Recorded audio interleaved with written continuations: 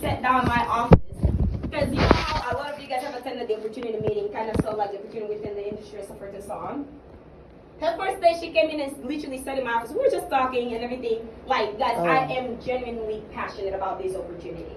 Like, as you guys know, I came from engineering background, dropped my 2 degrees just so I can do this because I really found that this will be able to give me what I'm looking out of life. So for that reason, every time I find people that are just genuinely passionate about different opportunities, my heart is out, right? So this person walked into the office. We were just kind of talking and things like she was asking questions here and here. So I was like asking formal, as a manager and everything. But as the question went on, I started realizing that she's just very, very, very, very intelligent. Like in a sense that she just knows what life is about and wants to get a specific thing out of it. So she started asking questions for people that are like in team management and stuff like that. I was like, girl, isn't that like your first day? I was like, okay, you know what? But then that got me excited.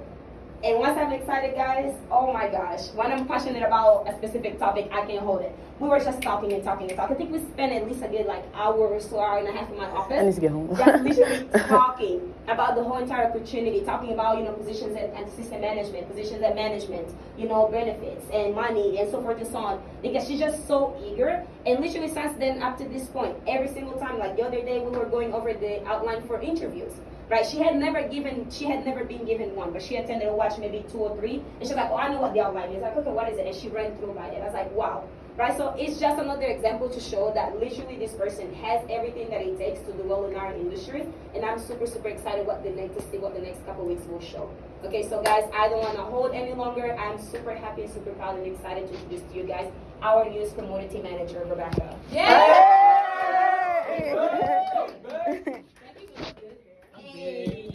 Okay, guys, let me get my script out.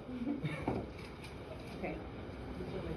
So, my name is Rebecca Adadero, and I'm Jandir's newest and youngest promoting manager. Hey! Not promoting manager, I mean corporate manager. There you go. Not yet. So, I just graduated from the Academy of Health Sciences at TGCC with a degree in health, which basically means throughout my entire high school experience, I was attending college classes to achieve my degree. Although my high school experience was cut short, my college experience was cut shorter due to the big city. So, as you guys know, I'm like a massive extrovert, and I love talking, I love speaking, I love smiling. So as soon as the doors let open, I got my first job.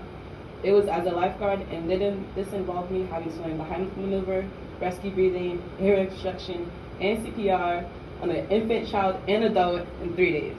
And I'd have to be test ready to save anybody in and out of the water.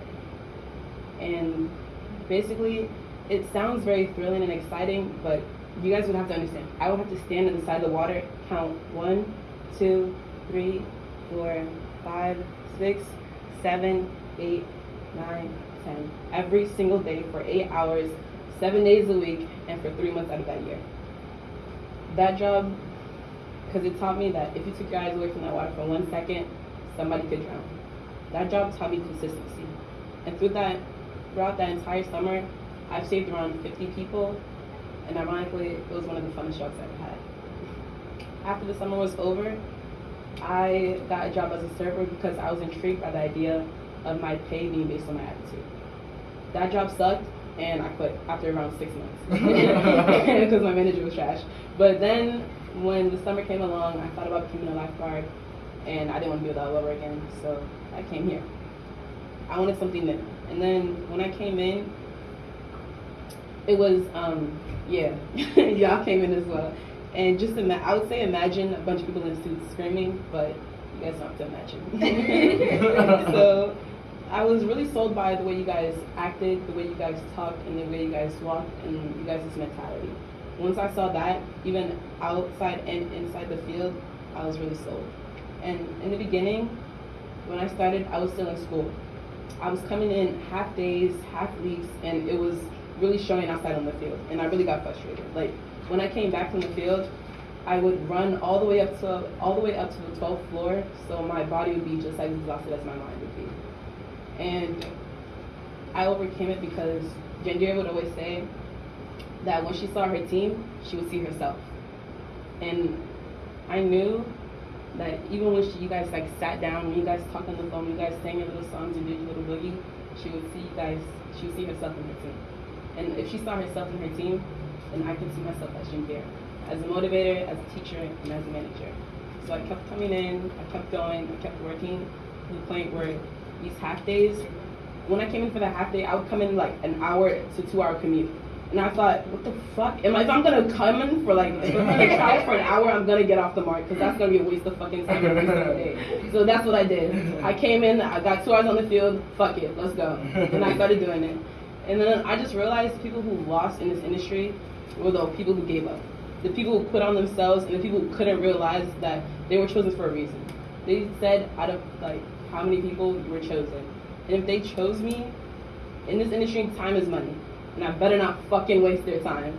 So I would just give a big shout out to the lady herself, Jindira Benjani, and Tony for hiring me and conducting my interview, and sadly Mignon, who's not here, because the first time I opened Mignon, I called, texted Jindira, I was like, yo, let me work with her. Let me work with her, because one day on the field with her, I noticed my improvement. She drilled the business for me, she built my mindset, and she set the pace.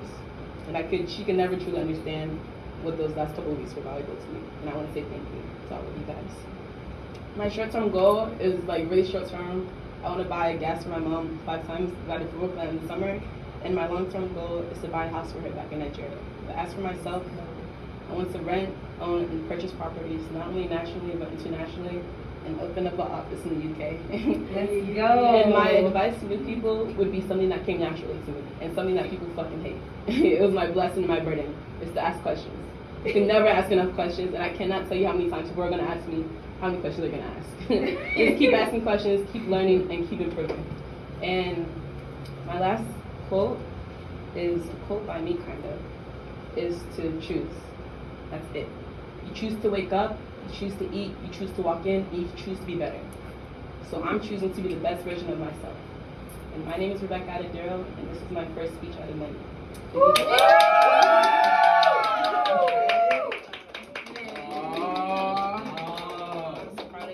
Hey guys! Hey, what? That kind of got me. This is really, really awesome. Like, I don't know, I remember coming through the training program. It's so interesting because